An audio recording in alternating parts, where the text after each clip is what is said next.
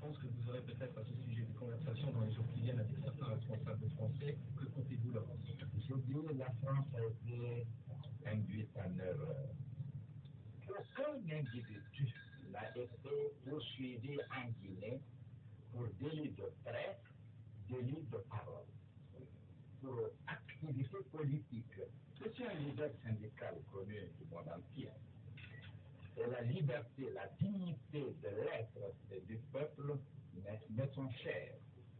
Il y a eu en Guinée ce que vous avez toujours ignoré, une agression préparée par l'impérialisme qui est envoyé à la Guinée. Des Guinéens se sont enrôlés dans des camps où ils ont subi la préparation militaire. Ils ont emprunté des avions étrangers. Ils sont venus débarquer le 22 novembre dans la nuit à Conakry. Ils ont massacré 360 personnes.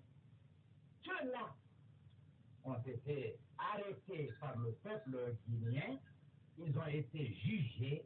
Certains ont été condamnés. Ce n'est pas une question de droit de l'homme là. La France nous a donné l'exemple.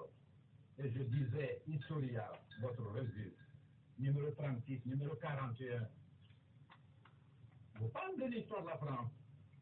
Là, ce ne sont pas 8 qui ont été exécutés, mais des centaines, plus de 100 000 personnes ont été exécutées par le peuple français, et le peuple français a raison.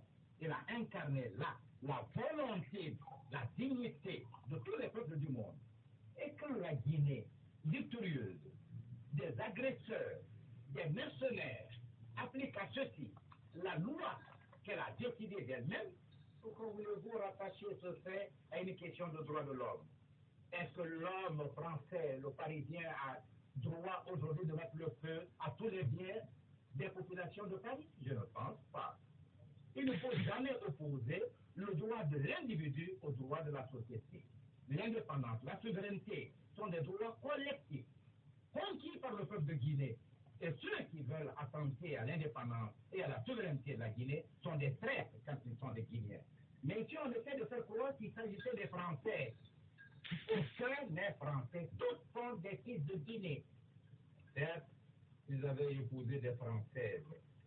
Mais la double nationalité, qu'est-ce que cela veut dire?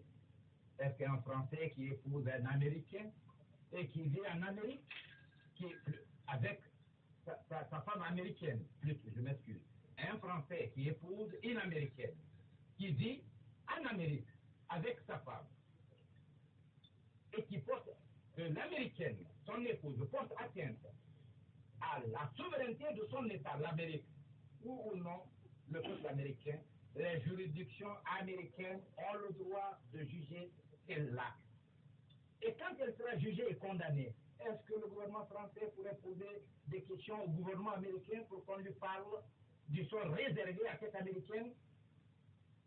Écoutez, nous avons trop de respect pour la France. La Révolution française est pour nous un symbole. Et nous aimerions que ceux qui parlent au nom de la France expriment la logique française, les valeurs chères à la France, le patriotisme. L'amour de la patrie est une valeur. La défense de la liberté est une valeur. La défense de la souveraineté est une valeur. Et alors, quand la Guinée défend ces mêmes valeurs, vous voulez l'accuser de quoi?